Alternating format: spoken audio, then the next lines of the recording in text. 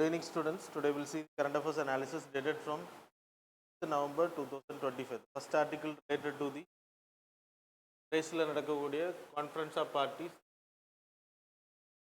மாதத்தோட எண்டில் conference of parties will happen in Brazil. Belém is a place called as Belém, the Amazon forest area. Important in the வாட்டி Conference of Parties of United Nations Framework Convention on Climate Change. இதோட meeting தான் நடக்க இருக்கு UNFCCC. So 1995ல் 1992ல் Rio de Janeiro earth சமிட்டில் it originated. அதுக்கு பிறகு கண்டினியூஸாக there is after the enforcement continuously there is every year there is a conference of parties. அது 30வது மீட்டிங். Conference of Parties 15 is important. மாதிரி Conference of Parties 7 that is 1997ல் நடந்தது. It's also important related to Kyoto Protocol and all. So இதில் என்ன சொல்லியிருக்காங்கன்னா பிரேசிலில் நடக்கக்கூடியது climate change, climate justice is equal to social justice for the human community. இது என்னன்றதை we will discuss. So 1997ல் first Kyoto Protocol global warming control பண்ணுறது we need to take initiative. அதில் Kyoto Protocol originated 1997ல் இருந்து. அதுக்கு பிறகு came into force in 2005. அப்புறம் 12 வரைக்கும், அப்புறம் 12ல் இருந்து 20 வரைக்கும் Kyoto Protocol 2 the legally binding agreement greenhouse gases control பண்ணுறது. the target of 5% greenhouse gases emissions வந்து 5% டார்கெட் 1995 பேஸ் இயராக வச்சு இந்த அளவுக்கு வந்து கண்ட்ரோல் பண்ணணும், கம்மி பண்ணணும் அப்படின்றது target. Is based on the CBDR, common but differentiated responsibility. அதில் பிசிஎஃப் அப்படின்னு ஒரு ஃபண்டும் கிரியேட் பண்ணாங்க கியோட்டோ ப்ரோட்டோகால் ரிலேட்டடாக நடந்த கன்வென்ஷன். அதுக்கப்புறம் 2015ல் காமன் பட் டிஃபரன்ஷியேட்டட் ரெஸ்பான்சிபிலிட்டிஸ் அப்படின்னா so the regulation is common for everyone. Greenhouse கேஸை எமிஷனை குறைக்கணுன்றது, பட் எல்லா கண்ட்ரிக்குமே டார்கெட் வந்து கொடுப்பாங்க. Target they need to follow. But யார் பனிஷ்மெண்ட் கிடைக்கும், யார் வந்து ஃபாலோ பண்ணலைன்னா லீகலி பைண்டிங் அப்படின்னா developed countries, annexe 1 countries, not the least developed countries and the developing countries like India. India will get a fund of GCF also. So developed countries வந்து மற்ற கண்ட்ரிஸுக்கு வந்து funding பண்ணணும் அப்படின்றது. ஸோ அதனால் America, USA இதுலேருந்து வெளில போனாங்க. ஃபஸ்ட்டு கியோட்டோ ப்ரோட்டோகால் 2ல் அவங்க ஜாயின் பண்ணலை. அதுக்கான ரீசன் பர்டன் 2 அமெரிக்கா பண்ண. ஸோ அமெரிக்கா யூரோப்பியன் கண்ட்ரிஸ்க்கெல்லாம் இது பர்டனாக இருந்துச்சு. They left Kyoto protocol. So 2015ல் they created conference of parties Paris. 2015ல் பாரிஸ் அக்ரிமெண்ட் கொண்டு வந்தாங்க. பாரிஸ் அக்ரிமெண்ட்டை பொறுத்த வரைக்கும் லீகலி பைண்டிங், அது வந்து not legally binding, intentionally nationally determined contribution. Every country வாலண்டியராக தங்களோட national determined contribution, intended nationally determined contribution they need to, எல்லா கண்ட்ரிக்குமே இது பொருந்தும். Even though CBDR continue, common but differentiated responsibility continue. எல்லாருக்குமே காமனான டார்கெட்டு, ஆனால் ஃபாலோ பண்ணுறதும் ஃபாலோ பண்ணாததும் அவங்களோட விருப்பம். டெவலப்பிங் கண்ட்ரீஸுக்கு, developed countries need to follow. இங்கே வாலண்டரி பேசிஸ். இது எப்போலேருந்து நடைமுறைக்கு வந்துச்சு அப்படின்னா 2020லேருந்து இப்போ நடைமுறையில் இருக்குது Paris climate change agreements. So அதுக்கான ரிவ்யூ மீட்டிங் தான் இது இருக்கும். ஸோ இதில் 2 பிரின்சிபிள்ஸ், கைடிங் பிரின்சிபிள். ஒன்று வந்து சிபிடிஆர், இன்னொன்று வந்துட்டு climate justice. So climate justice அப்படின்னா climate change நம்ம கண்ட்ரோல் பண்ணும்போது we will reduce the poverty, hunger, inequality. poverty, hunger, inequality நம்ம ரெடியூஸ் பண்ண முடியும். ஸோ கிட்டத்தட்ட வேர்ல்டு ஃபுல்லாக 2 billion population they don't have the clean cooking fuel like LPG gases இருக்கிற மாதிரி 2 billion பாப்புலேஷனுக்கு வந்து குக்கிங் ஃபியூயல் இல்லை அப்படின்னு சொல்லப்படுது, க்ளீன் குக்கிங் ஃபியூயல். அதே மாதிரி 673 million population 673 million population does not have food access proper ஹங்கரில் இருக்காங்க அப்படின்னு சொல்லப்படுது. ஸோ இதெல்லாம் தவிர்க்கிறதுக்கு பிரேசிலில் நடக்கக்கூடிய மீட்டிங் பாரிஸ் கிளைமேட் சேஞ்சும் கிளைமேட் ஜஸ்டிஸை பற்றி சொல்லுது. Climate justice will give the social justice, அதுக்கான முன்னெடுப்பாக தான் அதை கொண்டு போகிறாங்க. த மூமெண்ட் ஆஃப் ட்ரூத் அப்படின்ற இதில் டிஸ்கஸ் பண்ணியிருக்காங்க. So that's about this article. The next article related to the Gogabeel, the Ramsar sites announced as a Ramsar site. சதுப்பு நிலம் 2 ரிவருக்கு இடையில உள்ள பகுதி, மகானந்தா ரிவருக்கும் கங்கா ரிவருக்கும் இடப்பட்ட பகுதி. Marsh wetlands, sorry not marsh wetland, it's a riverine wetland. So flooded பிளைன்ஸ்னு சொல்லலாம், ஃப்ளட் பிளைன்னு சொல்லலாம். அதிகமாக கங்கா ரிவரில் இந்த ரிவர்ஸில் அதிகமாக தண்ணி வரும்போது இந்த ஏரியா வந்து ரொம்ப சேச்சுரேட்டடாக இருக்கும். அதுக்கு பிறகு ட்ரை சீசனில் அங்கங்கே தண்ணி இருக்கும். ஸோ தட்ஸ் வை வெட்லேண்ட் அப்படின்ற பேர் கொடுக்குறாங்க. ஸோ நிறைய பறவைகள் இங்கே வந்து உணவுகளுக்காகவும் அடைக்கலம் புகுது. So that's why it is very important. பீகாரோட 6th ராம்சர் சைட், இந்தியாவோட 94th ராம்சர் சைட். இது can show the PDF. Ganga and Mahanand river, சரியா? So டெசர்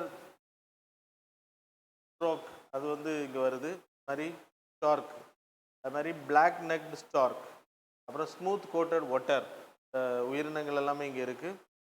and it is helping the ecosystem. Flood பிளைனாக இருக்கக்கூடிய பகுதி கேன் சி தேர், 2 ரிவரும் ஜாயின் பண்ணக்கூடிய பகுதிக்கு இடப்பட்ட பகுதியில் வரும். ஸோ பீகாரில் இருக்குது. அப்புறம் ஈகோசிஸ்டம் சர்வீஸ்னால் ஃப்ளட் பிளைன் ஃப்ளட்டை கண்ட்ரோல் பண்ணுறது ஹெல்ப் பண்ணுது.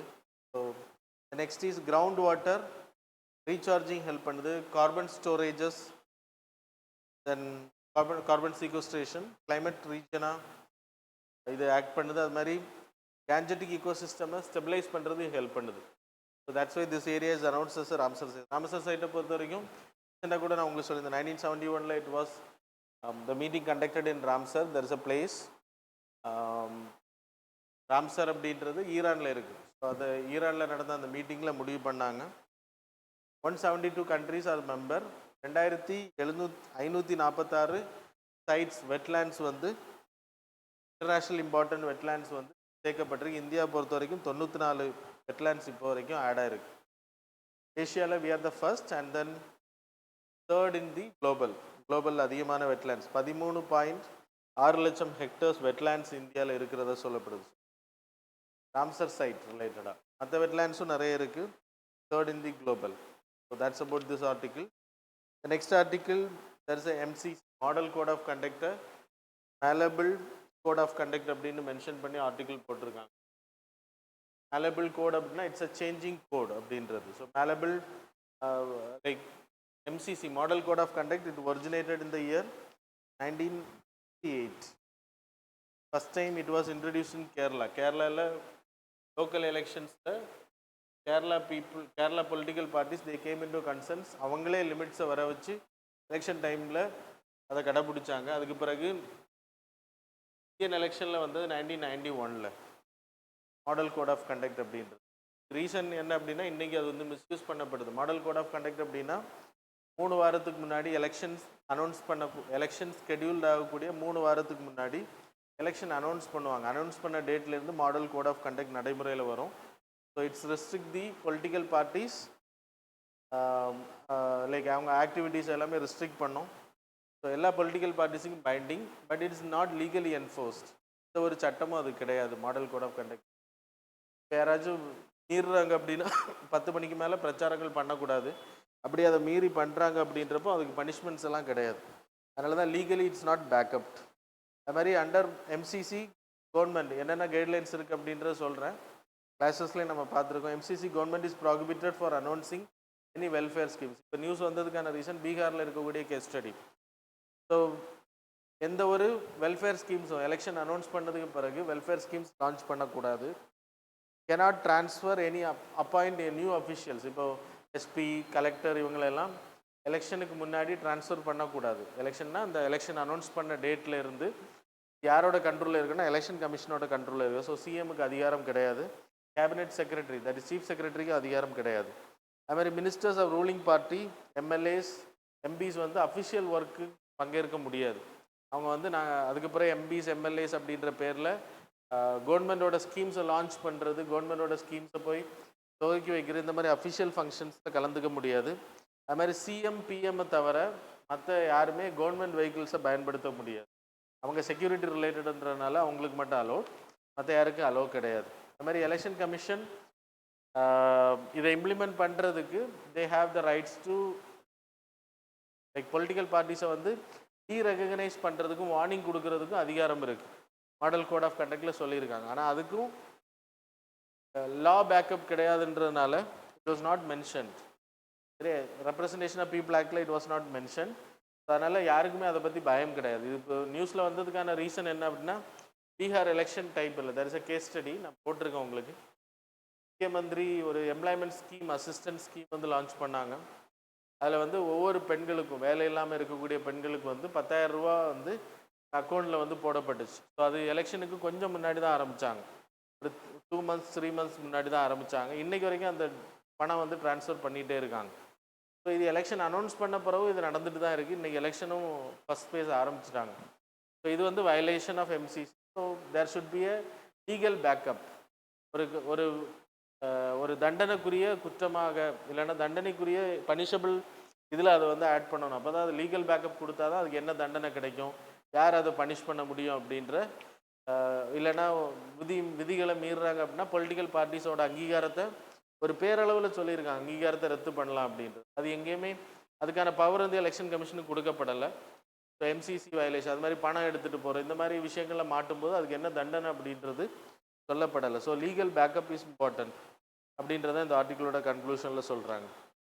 த next article related to the specific economic zone, S அப்படின்னு பேர். ஸ்பெசிஃபிக் எக்கனாமிக் ஜோனை பொறுத்த வரைக்கும் இப்போ யூஎஸோட டேரிஃப் இருக்கிறனால அதுக்கு சேஞ்சஸ் கொண்டு வரணும் அப்படின்றாங்க. ஸ்பெசிஃபிக் எக்கனாமிக் ஜோன் அப்படின்னா there is a area, it's a area be notified as specific economic zone. Specific economic zone அப்படின்ற அனௌன்ஸ் பண்ணப்பட்டாங்கன்னா இதில் வரக்கூடிய இம்போர்ட்டட் ப்ராடக்ட்ஸ், இம்போர்ட் பண்ணக்கூடிய, இங்கே கம்பெனிஸ் வச்சுருப்பாங்க, இந்த கம்பெனிஸுக்கு இம்போர்ட் பண்ணக்கூடிய ப்ராடக்ட் வெளியிலேருந்து அவங்களுக்கு டியூட்டி ஃப்ரீ. அது மாதிரி இங்கே ப்ரொடக்ஷன் பண்ணி வெளியில் எடுத்துகிட்டு போகக்கூடிய ப்ராடக்ட்டுக்கு வந்து ஐஜிஎஸ்டி, சென்ட்ரல் ஜிஎஸ்டி, அது மாதிரி ஐஜிஎஸ்டி ஸ்டேட்டுக்கு இருக்குது, இது வந்து கிடையாது. அது மாதிரி condition is to export, export டியூட்டியும் கிடையாது அவங்களுக்கு. அது மாதிரி கார்ப்பரேட் இன்கம் டேக்ஸ் முதல் 5 வருஷத்துக்கு no income tax, corporate income tax கிடையாது. அது மாதிரி கரண்ட்டு சப்சிடிஸ் கிடைக்கும், இபி எலக்ட்ரிசிட்டிக்கு வந்து சப்சிடி. இது எதுக்கு அப்படின்னா எம்ப்ளாய்மெண்ட் ஜென்ரேஷனுக்காக உருவாக்கப்பட்டது. 1965 we had the first export processing zone அப்படின்னு சொல்லிட்டு நம்ம முதல்ல ஆரம்பித்தோம் கூட்ஸுக்கு மட்டும். அதுக்கப்புறம் 2000 வி ஹேட் இன் தமிழ்நாடு, அது மாதிரி கேரளா போன்ற மாநிலங்களில் கொண்டு வந்தோம். 8 எக்ஸ்போர்ட் ப்ராசஸிங் ஜோனாக அதை கொண்டு வந்தாங்க. 2005 we created the act. 2008 export processing zone இருந்துச்சு, அதை வந்து ஸ்பெசிஃபிக் எக்கனாமிக் ஜோனாக நம்ம மாற்றினோம். அதுக்கு பிறகு 2005 தான் சட்டம் வந்து கிரியேட் பண்ணப்படுது, ஸ்பெசிஃபிக் எக்கனாமிக் ஜோன் ஆக்ட் அப்படின்றது. இதோட ஆப்ஜெக்டிவ் என்ன அப்படின்னா எக்ஸ்போர்ட் இன்க்ரீஸ் பண்ண. இன்றைக்கி goods and services are there. Export processing யூனிட்டில் ஒன்லி ஃபார் கூட்ஸ், சர்வீசஸ் அப்படின்னா சாஃப்ட்வேர் இண்டஸ்ட்ரீஸ். வெளிநாடுகளுக்கு நம்ம மெயினாக வந்து எக்ஸ்போர்ட் பண்ணணும், டொமஸ்டிக் மார்க்கெட்டில் அவங்க செய்யக்கூடாது. 2005 ஆப்ஜெக்டிவ்ஸ் என்ன அப்படின்னா 2005 கிரியேட் பண்ணப்பட்டது. So export goods and services increase பண்ணுறதுக்கு, இன்வெஸ்ட்மெண்ட் இன்க்ரீஸ் பண்ணுற, infrastructure, employment generation, additional economic activity அதிகப்படுத்துறதுக்காக there is a board of approval, separate board இருக்கும் இதை அப்ரூவ் பண்ணுறதுக்கு. லேண்டு இன்றைக்கி 276 ஸ்பெசிஃபிக் எக்கனாமிக் ஜோன்ஸ் இந்தியாவில் இருக்குது, ID, pharma, engineering etcetera.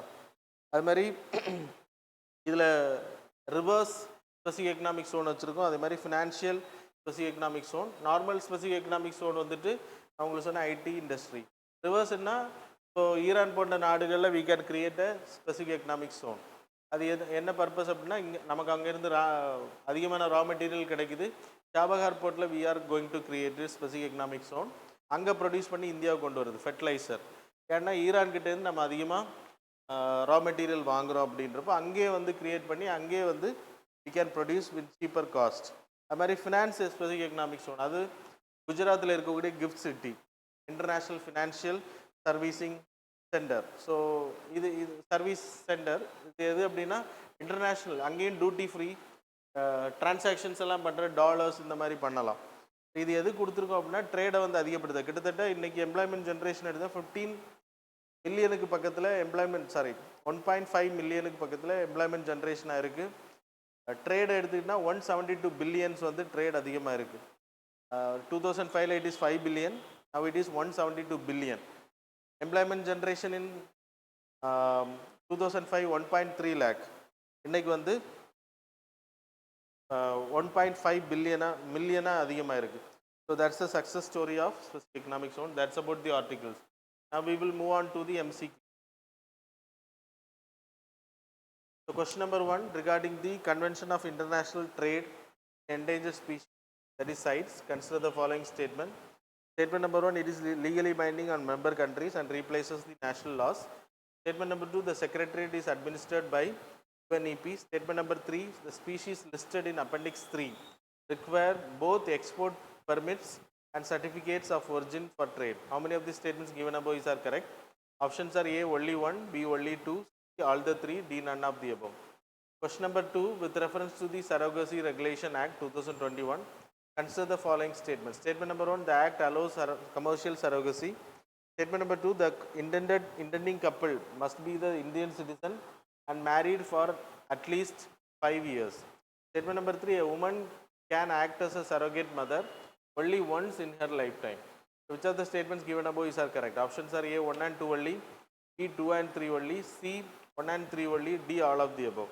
Question number 3, consider the following statements regarding the Ramsar sites. Statement number 1, India has the highest number of Ramsar sites in the world. Statement number 2, Tamil Nadu has the maximum number of Ramsar sites among the Indian states. Statement number 3, the Sundarbans wetland is the largest Ramsar site in India. Statement number 4, the largest Ramsar site in the world is located in Africa. Which of the statements given above are correct?